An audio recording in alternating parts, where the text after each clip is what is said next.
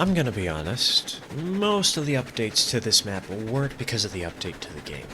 All in all, the Coal and Power update hasn't introduced any new major tools to better make custom maps exciting. That's not to say I didn't add anything from the update, I absolutely did, but most of the major changes here are ones I've been dwelling on for a few weeks, and the update helped push me to actually make those changes happen. This video will mostly be talking about the changes I made and why I made them, along with a few minor announcements. If you just want to play the map, just know you'll have to completely restart in case you played version 1. The download link is in the description. Alright, so what's changed? Well, some folks asked for an empty version of the map. Some asked for a complete one. There's now both. Well, kind of. The empty map has a Shay, 6 skeleton cars, and 1 way car all crammed into the spawn yard. There's nothing else but the industries and your wits. The complete map, on the other hand, is on the older version 1, and is the end result of the playtest playthrough, so it's kind of different. All industries have been cleared out, and all equipment, except for the 2 starter railroads, has been deleted. That doesn't mean you only have starter equipment, mind you, just equipment labeled for the starter railroads. Oh, and there's no coaling towers anywhere. I didn't get around to adding them. Sorry. And, of course, I can't forget those of you who want this turned into a video series, for instance, those of you who don't play the game but enjoy watching it. I plan to do a full playthrough from start to finish on version 2 here. Stay tuned for that. So, what's different about the actual map, though? Well, the starting tracks have been seriously reworked. On the original map, there was an overbuilt quote-unquote mainline segment on one side of the sawmill with an engine facility, 4-track yard, and interchange, despite the log company being the main focus for the start of the map. So, those facilities have been all removed, and in their place a different facility has been added on the log delivery side of the river. It's also a bit overbuilt, to be honest, but at least it's for the Luna Ridge Log Company, which is intended to be operated as its own separate railroad, meaning it won't really hinder your creativity when you build your own railroad on the other side of the sawmill. The grades along the hill have also been slightly reworked so they're a bit kinder, only reaching a 3.7% grade compared to the 4.4% on version 1. And the log camp has lost 3 spurs in favor of a simplistic track arrangement. Those tracks were probably taken by the sawmill, let's be honest. The track connecting the sawmill to spawn has also been made more scenic following the river. However, in order to achieve this, most of the grades have become much steeper, going from 2.0% up to a whopping 4.7% in some points. This should help incentivize players to consider rebuilding that track. As for the trains, you now only get Shays, skeleton cars, and way cars. The original map had a wider variety of cars and locomotives for a couple of reasons. For instance, there were a few cordwood flats so that you could deliver firewood to firewood depots. However, at the time, I didn't know that you could use any wood product to fuel firewood depots. So, they've been removed. As for the porter and stake flats, those were originally there to try and give you something to do on the other side of the river. Since the track arrangement there has been removed, they have been too.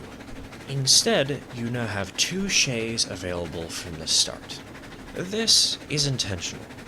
In case you're in multiplayer, having only 1 train available to run at the start can be a bit dull, especially if you've got quite a large group going.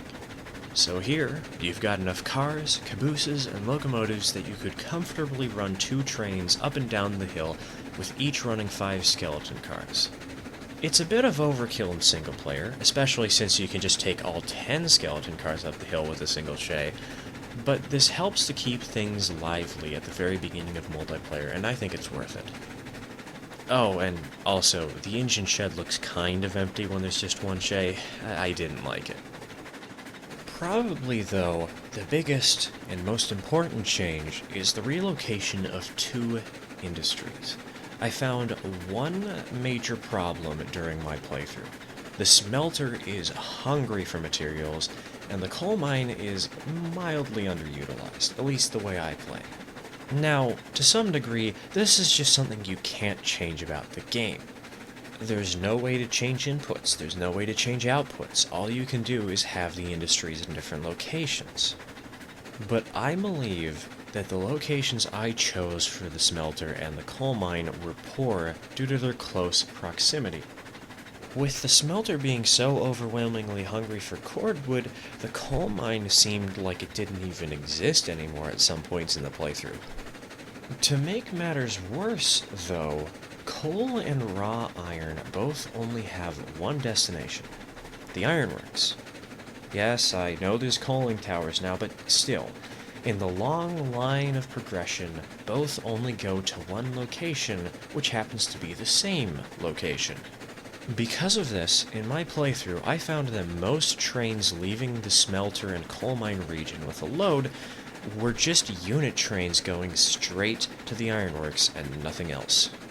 On a map where I so proudly tout how you can have mixed freight traffic, it just felt kinda like it was going against the spirit of the map.